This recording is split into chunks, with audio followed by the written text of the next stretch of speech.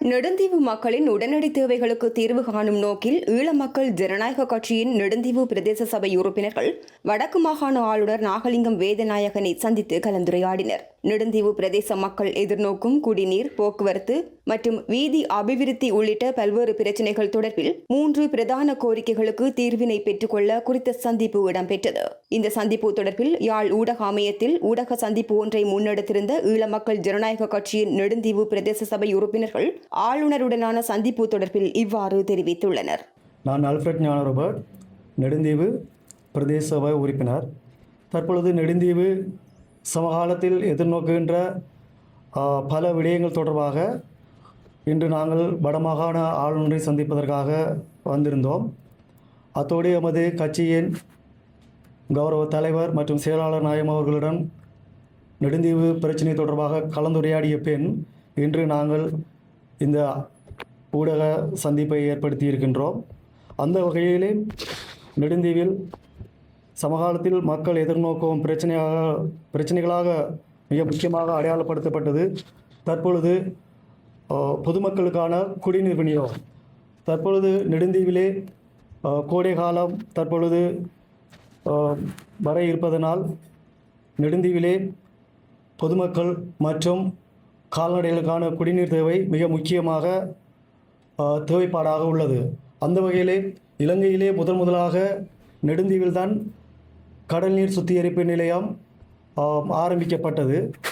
அவ்வாறு ஆரம்பிக்கப்பட்ட காலத்திலிருந்து நெடுந்தீவு மக்களுக்கான குடிநீர் விநியோகம் தங்கு தடையின்றி இதுவரை காலமும் வழங்கப்பட்டிருந்தமை இங்கே நாங்கள் குறிப்பிட்டு சொல்ல வேண்டிய விடயமாக இருக்கிறது. தற்பொழுது அந்த சுத்திகரிப்பு நிலையமானது செயற்படும் நிலையில் இல்லாத காரணத்தால் மற்றும் வறட்சியின் காரணமாக நெடுந்தீவிலே மக்கள் குடிநீருக்காக தினம் பல கிலோமீட்டர் கணக்கிலே திரிய வேண்டிய ஒரு அவல நிலை ஒன்று தற்பொழுது ஏற்பட்டுள்ளது. ஆகவே நாங்கள் இதை முக்கிய பிரச்சனையாக இன்று நாங்கள் ஆளுநரிடம் கடிதம் மூலமாக கையளித்திருக்கின்றோம். அவரும் நாங்கள் கதைத்த விஷயம் சம்பந்தமாக தானும் அங்கே இது தொடர்பாக புதிய ஒரு ஆரோ பிளான்டை நெடுந்தீவு மேற்கு பகுதியிலே நிறுவுவதாகவும் தற்காலிக தேவையாக இலங்கை கடற்படை மற்றும் நீரியல் தேசிய வடிகால் அமைப்பு ஊடாக தற்காலிகமாக நெடுந்தீவு மக்களுக்கு நீர் விநியோகம் செய்வது தொடர்பாக நடவடிக்கை எடுப்பதாக எங்களுக்கு கூறியிருக்கின்றார். அத்தோடு அடுத்த பிரச்சனையாக நெடுந்தீவிலே குறிப்பிடும்படியாக அரிய வகை குதிரை இனங்கள் மற்றும் கால்நடைகள் மேய்ச்சல் நிலங்கள் உள்ளன. தற்பொழுது கடுமையான வறட்சி நிலவுவதால் மக்களுக்காக மட்டுமன்றில்லாமல் எமது கால்நடைகள் மற்றும் அந்த அரிய வகை குதிரை இனங்களுக்கும் குடிநீர் தேவைப்பாடு மிக மிக முக்கியமாக கருதப்படுகின்றது. இதுவரை காலமும் நெடுந்தீவு பிரதேச செயலகத்தால் அனர்த்த முகாமைத்துவ திணைக்களத்தினூடாக அதற்கான நிதி வழங்கப்பட்டிருந்தது. சமகாலமாக அந்த நிதி வழங்கப்படாத நிலையில் நாங்கள் மேலதிகமாக யாழ் மாவட்ட செயலகத்தினூடாக அனர்த்த முகாமைத்துவ பணிப்பாளருடனும் நாங்கள் ஒரு சந்திப்பை ஏற்படுத்தி இருந்தோம். அவர் நிச்சயமாக அதற்கான ஒரு கோரிக்கை தரும் பட்சத்தில் அது சம்பந்தமாக ஆராயப்படும் என்று எங்களுடன் உறுதியளித்திருந்தார். மிகவும் சந்தோஷமான விடயமாக இருந்தது. நாங்கள் மக்களுக்காக மட்டுமன்றில்லாமல் கால்நடைகளையும் எமது நெடுந்தீவின் பாரம்பரியமான குதிரைகளையும் காப்பாற்ற வேண்டியது மக்கள் பிரதிநிதியாகிய எங்களது கடமை. ஆகவே நாங்கள் மேலதிகமாக அனர்த்த முகாமைத்துவ பணிப்பாளருடன் கலந்துரையாடி கோரிக்கை மனுவை ஒன்றையும் கையெழுத்துள்ளோம். அவர் கண்டிப்பாக இது சம்பந்தமாக மேலதிகமாக துரித கதியில் ஒரு நடவடிக்கை எடுப்பதாக கூறியிருக்கின்றார். அடுத்தபடியாக போக்குவரத்து பிரச்சனை சம்பந்தமாகவும் நாங்கள் ஒரு கோரிக்கையை அங்கே ஆளுநரிடம் சமர்ப்பித்திருந்தோம். இன்று நாங்கள் இந்த ஆளுநர் சந்திப்புக்காக வரும்பொழுதே எமது போக்குவரத்து பிரச்சனை மிகவும் மோசமாக இருந்தது. நாங்கள் காலையில் இங்கே யாழ்ப்பாணம் வருகை தரும் பொழுது நெடுந்தீவிலே 2 பிரதான படகுகள் அங்கே எங்களுக்காக ஒழுங்கு செய்யப்பட்டிருந்தது.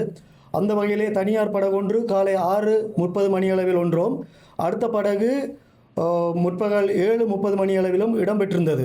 ஆனால் நெடுந்தீவிலே பிரதானமாக போக்குவரத்து பிரச்சனைக்கு ஒரு தர்க்க இடத்தில் உரிய இடத்தில் சரியான முடிவுகளை எடுக்கக்கூடிய ஆளுமைகள் எங்களுக்கு நெடுந்தீவிலே கிடைக்கப்பெற வேண்டும் என்பது எமது பிரதான கோரிக்கையாக இருக்கிறது. காரணம் என்னென்று சொன்னால் மிகவும் ஒரு கடற்கொந்தளிப்பான மிகவும் கடும் மழையிலும் இன்று 120க்கும் மேற்பட்ட மக்கள் அந்த தனியார் படகிலே இன்று குருவோட்டுவான் நோக்கி பயணம் செய்திருந்தனர். மிகவும் மன வேதனை அளிக்கின்றது. அதில் சிறுவர்கள் உட்பட பாலூட்டும் தாய்மார்கள் உட்பட 1 மணி நேரம் மழையில் நனைந்து குருவோட்டுவான் தங்களது பயணத்தை மேற்கொண்டனர். மிகவும் வருத்தம் அளிக்கின்றது. அந்த உரிய இடத்திலே உரிய ஒரு அதிகாரி அவர்கள் திட்டமிட்டு முடிவெடுக்கக்கூடிய ஒரு சூழ்நிலை இருந்திருந்தால் நிச்சயமாக 7:30 மணி அளவில் இடம்பெற உள்ள அந்த நெடுந்தாரகை படகை 6:30 அளவில் அந்த தனியார் படகை மாற்றி அனுப்பியிருக்கலாம். அங்கே மக்களும் தமது பாதுகாப்பான பயணத்தை மேற்கொண்டிருப்பார்கள். மிகவும் வருத்தம் அளிக்கின்றது. இது தொடர்பாக பல மில்லியன் கணக்காக நெடுந்தீவிலே போக்குவரத்துக்காக பணங்கள் வீணடிக்கப்படுகின்றன. கடந்த காலம் இல்லை, தற்காலத்திலும் அதே நிலைமை தொடர்ந்து கொண்டிருக்கின்றது. நெடுந்தீவு மக்களுக்கான போக்குவரத்துக்காக 3 படகு சேவைகள் அரசாங்கத்திலே இருந்த பொழுதும் இன்று நாம் தனியார் ஒரு படகுத்துறையை நாங்கள் தனியார் படகை குறை சொல்லவில்லை. அவர்களும் மக்களுக்கான சேவைகளை இவ்வாறான இக்கட்டான சூழ்நிலையிலே செய்து கொண்டிருக்கின்றார்கள். அவ்வாறான வகையில் எமது அரசாங்கத்துக்கு நெடுந்தீவு மக்களுக்கான போக்குவரத்து மிகவும் ஒரு கேள்விக்குறியான ஒரு விடயமாக இருக்கின்றது. பாரியளவான நிதிகள் அங்கே செலவிடப்படுகின்றன மக்கள் போக்குவரத்துக்காக. ஆனால் மக்கள் திருப்தியான ஒரு போக்குவரத்தை தொடர்ந்து முன்னெடுக்க முடியாத ஒரு நிலையில் காணப்படுகின்றது.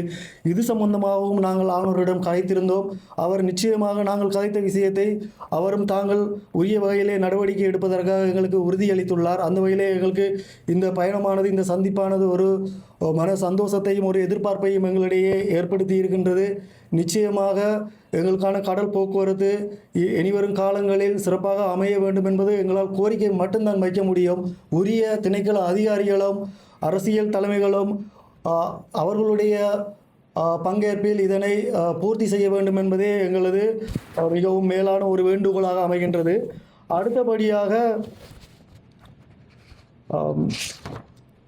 உள்ளூர் வீதிகள் புனரமைப்பு தொடர்பாகவும் எமது கட்சியூடாக நாங்கள் அங்கே ஆளுநரிடம் கோரிக்கை வைத்திருந்தோம்.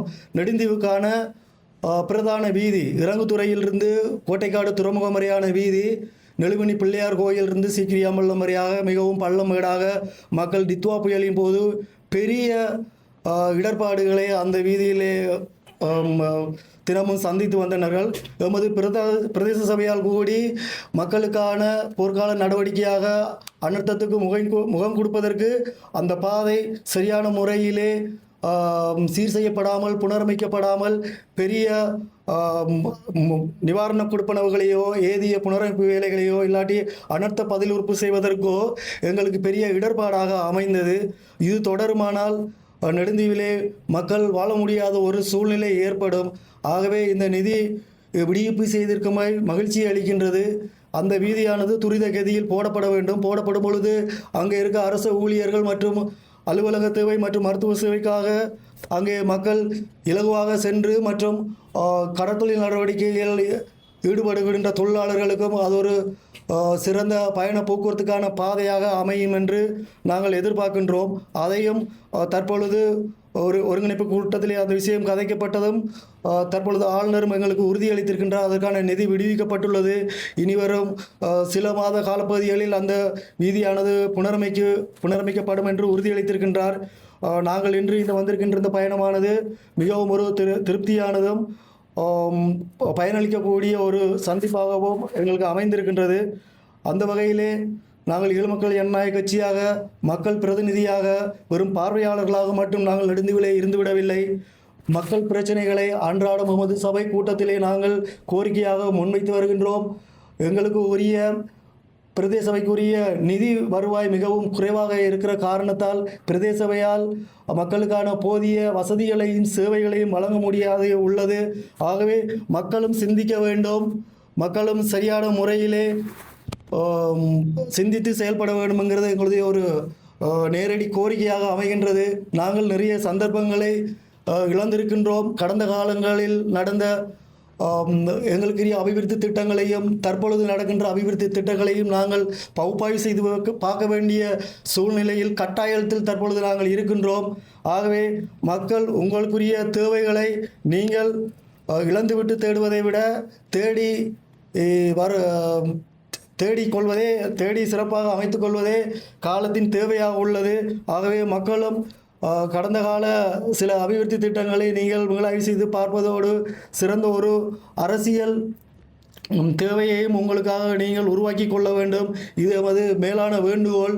என்னன்னு சொன்னால் நாங்கள் கடந்த காலையில் நடந்த எங்களுடைய நல்ல விடயங்களை நாங்கள் மறந்து விடுகின்றோம். ஆகவே இன்று ஒரு சிறந்த ஒரு தொடர்பாடல் இல்லாமல், சிறந்த ஒரு அரசியல் முன்னெடுப்புகள் இல்லாமல் பல விடயங்களை நாங்கள் இழந்து வருகின்றோம். குறிப்பாக நிறைய விஷயங்கள் நாங்கள் இன்று குறிப்பிட்டு காட்டக்கூடிய 3 விஷயங்களும் ஓவர் த போன் கோலில் செய்யக்கூடிய வேலைகள்.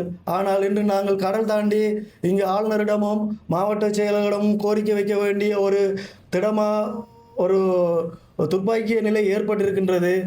ஆகவே இதை வெறுமனே நாங்கள் அரசியலாகவும் பார்க்கவில்லை, மக்கள் பிரதிநிதியாக எங்களுடைய நெடுந்தீவு மக்களின் தேவையாக நாங்கள் கருதுகின்றோம். ஆகவே எங்களுக்குரிய பொறுப்பை உணர்ந்தவர்களாக நாங்கள் இது தொடர்பாக நடவடிக்கைகளை மேற்கொண்டிருக்கின்றோம். ஆகவே இந்த சந்திப்பு ஒரு பிரயோசனமான ஒரு சந்திப்பாக எங்களுக்கு அமைந்திருக்கின்றது. இதை எங்கள் மக்களுக்கு தெளிவுபடுத்த வேண்டியது காலத்தின் தேவை, இன்றைய தேவையாக இருக்கிறது. குறிப்பாக இந்த கால்நடைகள் மற்றும் குதிரைகளுக்கு நீர் வழங்குவது முக்கியமான தேவையாக இருக்கிறது. அது மிகவும் ஒரு முக்கியமான தேவை. அழிந்து வரும் இனங்களுக்கு இந்த வறட்சி ஒரு இடர்பாடாக அமைந்துவிடக்கூடாது.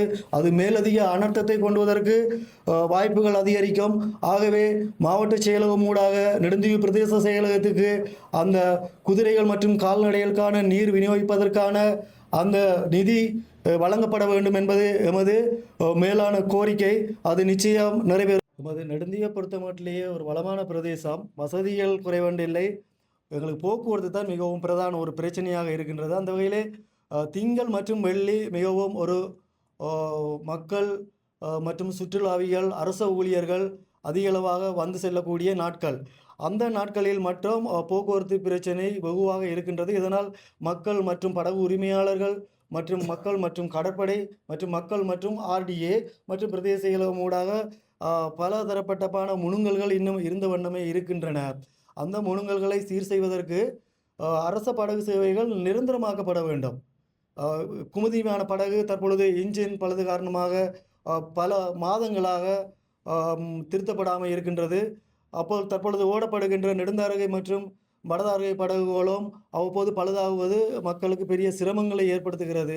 இது சீரான வகையிலே தொடர்ந்து போக்குவரத்துக்கான சேவையில் அமர்த்தப்பட வேண்டும் என்பதுதான் எங்களுடைய கோரிக்கை. மக்களுடைய எதிர்பார்ப்பும் அதுவாகத்தான் இருக்கின்றது. ஒருங்கிணைப்பு குழு கூட்டத்திலேயும் அது சம்பந்தமாக கதைக்கப்பட்டது. அவர்கள் தற்பொழுது வடதாரகை திருத்த வேலைக்காக திருவண்ணாமலை சென்றிருக்கின்றது. நெடுந்தாரகை போதிய பொழுதும் 100 பயணிகள் மாத்திரம் ஏற்றக்கூடிய வசதி அந்த நெடுந்தாரகை படகுலே இருக்கின்றது. ஆனால் நெடுந்தீவுக்கு பணி செய்ய வரக்கூடிய ஊழியர்கள் மட்டும் 60 80% இருக்கின்றார்கள். ஆனால் பொதுவான மக்கள் பயணம் செல்வதென்றால் மேலதிக படகு ஒன்றும் பணிக்கமர்த்த வேண்டிய ஒரு தேவைப்பாடு அங்கு உள்ளது. அங்குதான் நெடுந்தீவு போக்குவரத்து பிரச்சனை உருவாகிறது. அப்பொழுது நாங்கள் நெடுந்தீவுக்கான 2 போக்குவரத்துகளை சீர் செய்ய வேண்டிய நிலப்பாடுகிறது. காலையில் போகின்ற படகுகள் நெடுந்தாரகையுடன் மேலதிக ஒரு தனியார் படகும் திங்கள் செவ்வாய் வார நாட்களில் அதாவது கிழமை நாட்களில் பணி நாட்களில் ஈடுபட வைத்தால் அது ஒரு சிறப்பாக அமையும். ஆனால் அதைத்தான் எதிர்பார்க்கின்றோம். கண்டிப்பாக வீதி அதிகார அபிவிருத்தி சபை இப்பொழுது இல்லை, எப்பொழுதுமே நெடுந்தீவுக்கு ஒரு மிகப்பெரிய ஒரு பின்னடைவென்று தான் சொல்ல வேண்டும். காரணம் என்றவன் நெடுந்தீவு பிரதான சாலையிலிருந்து போக்குவரத்து தற்பொழுது ஏற்பட்ட பிரச்சனை இல்லை. தற்பொழுது ஏற்பட்ட பிரச்சனை இது காலகாலமாக நெடுந்தீவுக்கு பேசுபொருளாக ஏற்படுகின்ற ஒரு பிரச்சனை. ஆனால் RDA அதாவது வீதி அதிகார அபிவிருத்தி சபை மேலதிக கவனம் எடுக்க வேண்டும் என்பது இங்கே மக்களின் தேவையாக இருக்கிறது. அவர்களுடைய ஒரு அசமந்த போக்கும் நெடுந்தீவின் இந்த பிரதான போக்குவரத்து மற்றும் பிரதான போக்குவரத்துக்கான சாலை இதுவரை காலமும் சீர் செய்யப்படாமல் ஒரு குறையாகவே உள்ளது.